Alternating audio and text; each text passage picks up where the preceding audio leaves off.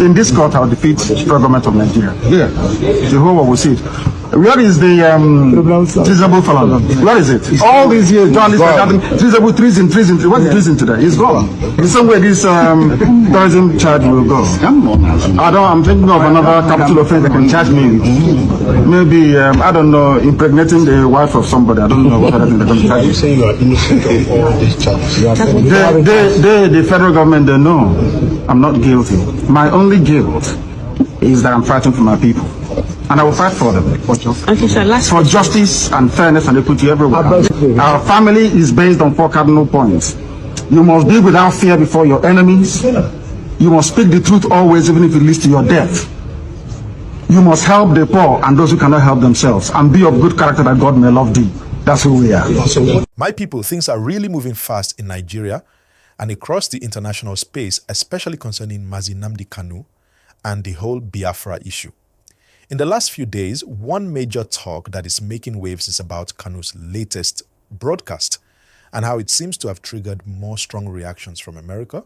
Yes, especially from some US senators who, according to reports, are pushing for more measures or what some people call sanctions that might come against certain Nigerian officials. Now, before you jump into conclusion, let me tell you how everything is playing out. But as I'm giving you this hot gist, please make sure you like this video right now and subscribe to this channel so that you don't miss any new update. It costs nothing to subscribe, and it helps us grow the community where we share truth, verified gist, and positive news every single time. So, what really happened?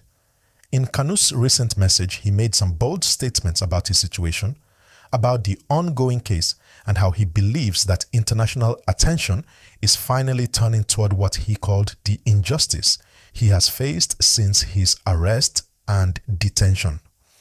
Many of his followers took that broadcast as a sign of new hope, something that might draw more foreign interest, especially from the US.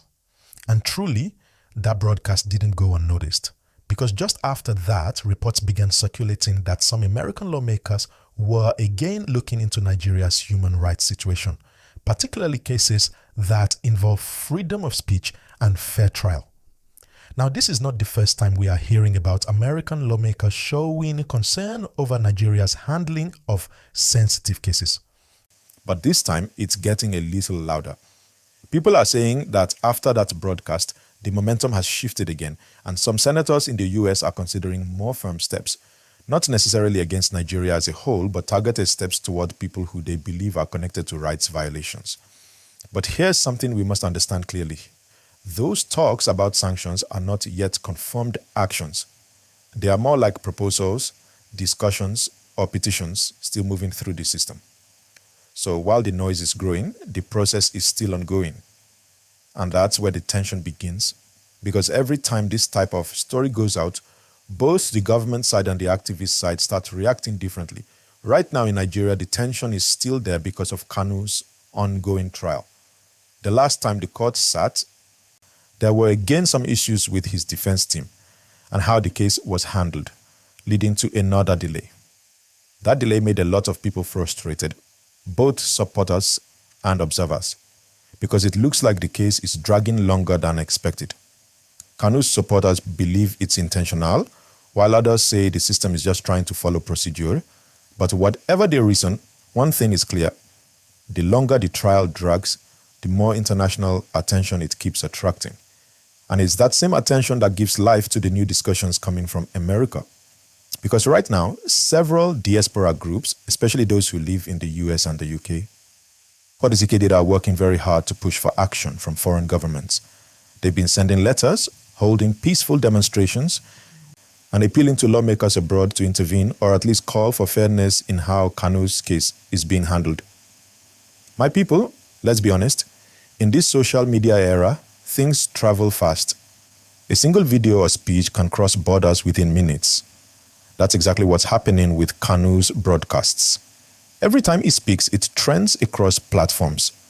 People share clips, interpret his words, and even foreign journalists start watching closely.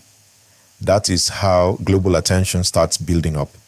And before you know it, politicians abroad begin to take notice. Now, let's talk about what the American lawmakers are really discussing. From what is being heard, they are looking at Nigeria's record on rule of law, human rights, and fair treatment of detainees. Some of them argue that every citizen, regardless of their tribe or political belief, should be given equal justice. And that includes Nnamdi Kanu. So their point is not about interfering with Nigeria's internal matter, but rather about ensuring due process is respected. However, some Nigerians are not taking it lightly. Some are saying, why should America get involved? This is our internal issue. Others believe that if foreign attention is what it takes to get fair treatment, then so be it. It's a divided conversation, but what we can't deny is that it's bringing global eyes back to Nigeria. By the way, if you're still watching right now and enjoying how we're breaking down this story clearly and calmly, please pause for 1 second and like this video. Your like tells YouTube to show this story to more people, and it helps us reach more Nigerians around the world who love real talk like this. And if you haven't subscribed, now is the best time to do that, because every week I bring you updates like these that explain the real story behind the trending headlines. Now, moving forward, the broadcast by Kanu also hinted that he is still very confident that justice will prevail. He told his supporters to remain calm but focused. According to people who listened to the full message, he believes that pressure from both local and international communities will eventually lead to his release. That confidence seems to be energizing his supporters even more, especially in the Southeast region, where many people see him as a symbol of the struggle for fairness and identity. But government officials, on the other hand, are trying to calm things down, saying that the matter is still before the court and that justice will take its full course. So while one side is getting louder, the other side is urging patience. That's why the air feels tense but also uncertain. Nobody knows what the next court date will bring. And every broadcast from Kanu feels like it sets a new tone for what happens next. The interesting part now is how the United States fits into all this. You see, America has always been vocal when it comes to human rights and fair trials in other countries. Over the years, different administrations have used tools like visa bans or asset freezes to send a message when they feel justice isn't being done. So when you hear that US senators are discussing Nigeria again, it raises eyebrows. It's not automatic punishment, but it's a signal that something is being observed. This is why many Nigerian analysts are advising the government to handle this case with transparency so that it doesn't escalate into a bigger diplomatic issue. Because once a foreign power begins to focus on a particular human rights case, it can influence how investors, international partners, and media houses view the country. And that can affect not just politics, but also business, tourism, and public perception. But beyond the politics, the question many ordinary Nigerians are asking is, what does this mean for us? Will all these foreign talks and broadcasts change our daily lives? The answer is, not immediately. What it does is shape the international narrative. It influences how people outside see Nigeria, and that can affect things gradually. And for Kanu supporters, they see this as a breakthrough moment. They say it's proof that their voice is finally reaching the world. They are calling on more people in the diaspora to keep pushing, to keep writing letters, and to keep organizing peaceful protests. In their view, international support is key to making the Nigerian authorities act faster. Let's also remember that the United States has been partnering with Nigeria on many fronts, from security cooperation to education and economic aid. So when issues like these come up, both sides usually try to find a diplomatic balance because neither country wants to damage a long-standing relationship.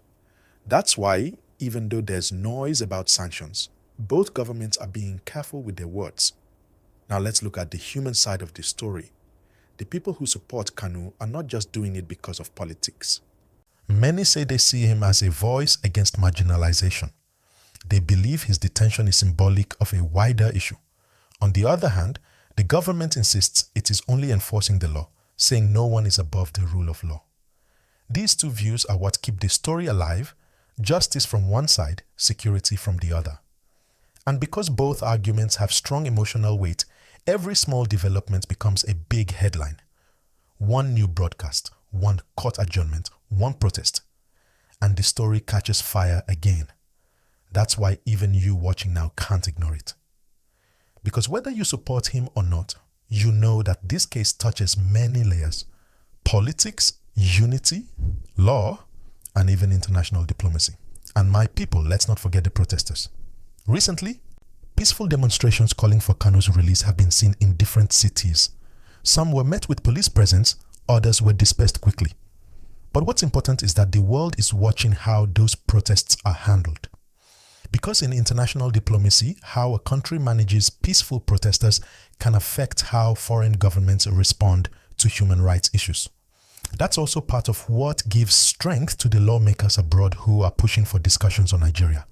They use those events as evidence when drafting their proposals or speeches. So, everything is connected. One action here can echo over there. Now, whether you agree with Kanu's ideology or not, it's clear that his case has become bigger than just one man's story. It's now a diplomatic conversation between nations and a reflection of how justice is seen and managed in our country. And that's why, as a viewer, I want you to keep your mind open. Don't just listen to headlines. Listen to the full story, because sometimes the truth is not in the shouting, but in the details. Please, if you're still with me now, take one quick second to hit the like button if you've not done so already. It really helps this channel grow.